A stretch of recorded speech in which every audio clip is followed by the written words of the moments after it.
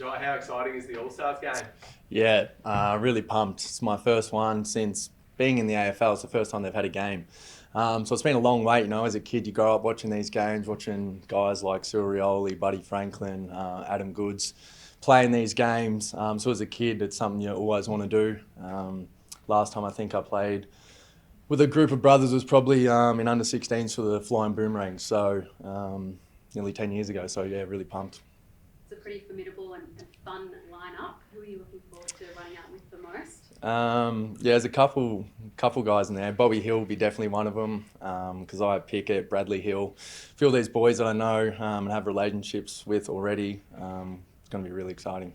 Do you have a mini training camp of sorts where you all get together and get a bit of working before the game? Yeah, we're going over, I think, on the Thursday before the game. We'll do a bit of community stuff, get out to a few schools, and then also have a bit of a captain's run, I guess, as you like, the day before the game, have a run around and a bit of a kick together. In terms of preparation just for you and the other guys in there, do you need to, I guess, get match ready a little bit earlier than you would have otherwise, or is it just sort of... No, it's the same sort of schedule, I think.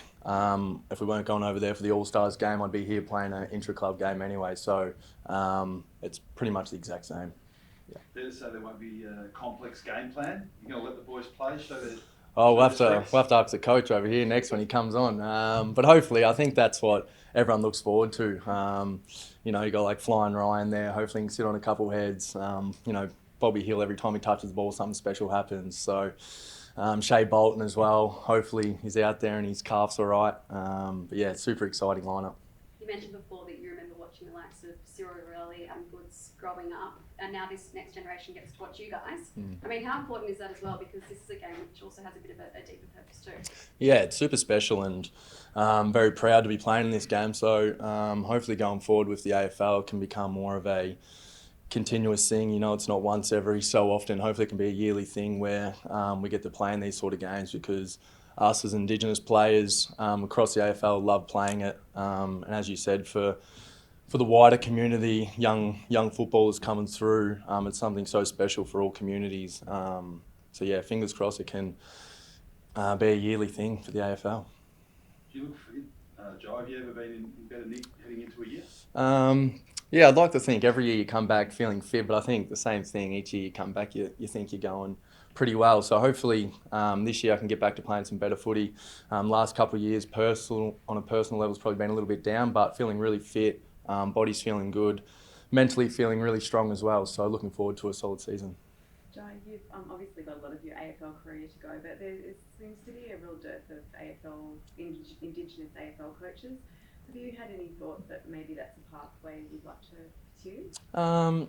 A little bit, yeah. I'm definitely into coaching and helping younger guys already across the team. So haven't looked into it too much, but I've done a coaching course before and definitely keep my options open going forward. It's a big year for LDU, one of your great teammates. Yep. How do you strike the balance in your leadership role of kind of cajoling him to make that move at North, but also giving him the space that he requires to do just that? Yeah, I've got a really good relationship with LDU. Just being there for him if he ever needs questions or anything like that, off the field, on the field, just being there and being around him. We get into him a fair bit about signing the contract, obviously, as you do. He's such a good mate, but we give him the space and time he needs. There's no rush, and he knows that. The club knows that there's no rush for it. So he'll take his time with whatever decisions he needs to make, but we're all super confident that once it does come time that he will sign the contract. How's George holding up? Yeah, been a tough, I only do it last week, so it's been a tough 4 or 5 days for him. Mentally, I think, he's been so good this pre-season, put in such a big body of work, not only through the pre-season, but the off-season as well, to get his body right. So to see him go down is quite frustrating, not just for him, but for everyone. He's brings such a good energy to the group on the field, but also off the field as well. So tough for the young fella, but no doubt he'll attack his rehab. He'll come back bigger, better, and stronger again.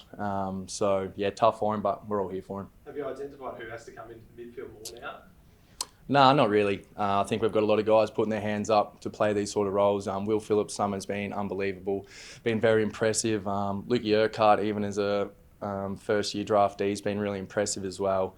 We've got guys like Luke Parker coming in. Tom Powell's probably had the best pre-season at the club. So we've got plenty of guys that can put their hand up and go through the position.